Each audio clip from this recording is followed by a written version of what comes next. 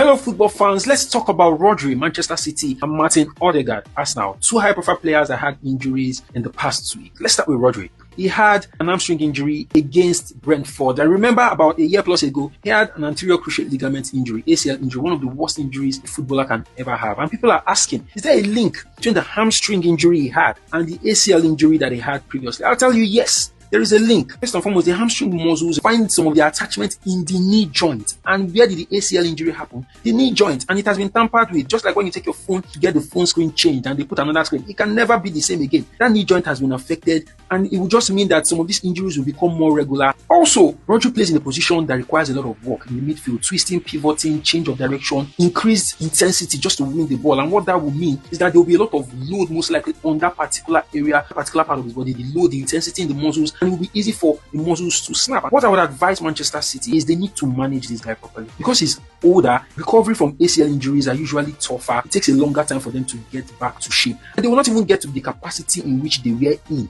Manchester City need to manage him properly, shed the load, reduce the load, introduce him gradually. I know it's a very crucial interior part of that side, but they need to manage him properly so that he does not keep breaking down. We round off with Martin Odegaard. Remember, he had a knee injury in the last match against West Ham where he hit the West Ham player, medial collateral ligament injury. Now, the medial collateral ligament is one of the ligaments that hold the knee joints together. The third injury in successive weeks that Martin Odegaard has had. Remember, he had 2 shoulder injuries and then now he has a knee injury. Broke the record of being substituted in the first half 3 consecutive times because of injury. Now, people are asking, is he just been unlucky or is he injury prone? Or is there any relationship between the injury he had? Or is Arsenal medical team managing him poorly? It's a combination of a few things. One is that you could just say he's unlucky because the knee injury he had affecting the MCL is different from the shoulder injury. And so, that's just plain old luck playing out in football. Another thing is that he might not have been managed properly. The medical team, knowing how integral Martin Odegaard is to the side, may have been a little quicker to get him into play, and